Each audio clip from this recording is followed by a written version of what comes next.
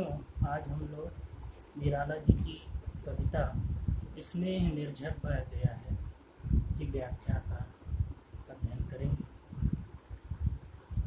तो जो ये कविता है निराला जी की स्नेह निर्झर बह गया है, ये बहुत ही छोटी कविता है और यह सन 1942 ईस्वी में रची गई थी। और इस कविता में निराला जी ने एक तो जीवन को नश्वर बताया है और दूसरी ओर अपने मन की निराशा को व्यक्त किया है। तो आइए चलिए पढ़ते हैं हम इस कविता को। तो स्नेह निर्झर बह गया है, रेत ज्यों तन रह गया है। कवि जो है जीवन की निराशा को व्यक्त करते हुए कहता है कि स्नेह निर्झर बह गया है, रेत ज्यों तन रह गया है। मैंने कभी मेरे जीवन में प्रेम का जो सोता बहता था, प्रवाहित होता था, अब उसका झरना जो है वो समाप्त हो गया है और उसके परिणाम स्वरूप शरीर जो है शक्तिहीन हो गया है, रेत ज्यों तन रह गया है। मतलब और जो शरीर की चमक दमक थी, जो शरीर की शक्ति थी, वो सब क्या हो गई है, अब समाप्त हो गई है। आम की यह डाल जो सूखी दिखी और मेरे इस रूखे जीवन रूपी आम वृक्ष की जो ये सूखी डाल जैसे दिख रही है, कह रही है अब यहाँ पे क्या सीखी।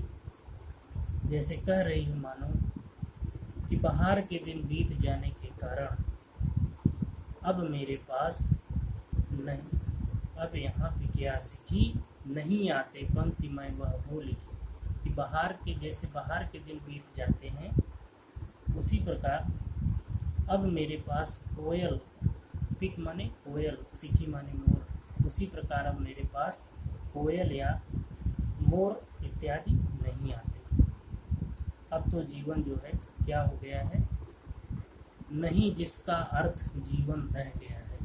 अब मेरा जीवन उस प्रकार हो गया है जिसका कि अब कोई अर्थ नहीं रहा, अर्थात अब जीवन जो है मेरा निरर्थक हो गया है। जीवन का पूरा सुख सौंदर्य जो है वो जल करके जैसे नष्ट हो गया है। दिए हैं मैंने जगत को फूल फल, किया है अपनी प्रतिभा से चकित चल। जीवन रूपी जो सूखी आम की डाल जैसे कह रही हो, क्या कह रही हो कि जैसे कि मैंने आज तक तुम्हें अनेक फूल और फल दिए हैं, आज तक मैंने अपनी हरियाली और फल रस की ज्योति से संसार को चकित और चंचल बनाया है, किया है अपनी प्रतिभा से चकित चल। पर अनस्वर था सकल पल्लवित पल, ठाठ जीवन का वही जो ठह गया है। पर अनस्वर था सकल पल्लवित फल, पर मेरे फूलने फलने के वे सारे जो क्षण थे वो नश्वर निकले। अब तो जीवन का वह सारा ठाठ जीवन का वही जो ढह गया है। अब तो जीवन का वो जो सारा ठाठ था वो सब कुछ ढह गया है। अर्थात जैसे वैभव सारा नष्ट हो जाता है किसी के जीवन का, उसी प्रकार मेरे भी जीवन का वैभव बह करके नष्ट हो गया है। और यहाँ एक चीज़ ध्यान देने की बात, ये सारा जो भी वर्णन निराला जी कर रहे हैं ये प्रतीकात्मक वर्णन है, प्रतीकों का सहारा ले रहे हैं अपने जीवन की नश्वरता को व्यक्त करने के लिए। जैसे रेत का उदाहरण लिया उन्होंने, आम की सूखी डाल का उदाहरण लिया, तो इस तरह से ये इस कविता में जो है ये प्रतीकात्मक कविता भी है। आगे बढ़ते हैं। अब नहीं आती पुलिन पर प्रियतमा, श्याम तृण पर बैठने को निरुपमा, बह रही है हृदय पर केवल अमा, मैं अलक्षित हूँ यही कवि कह गया है।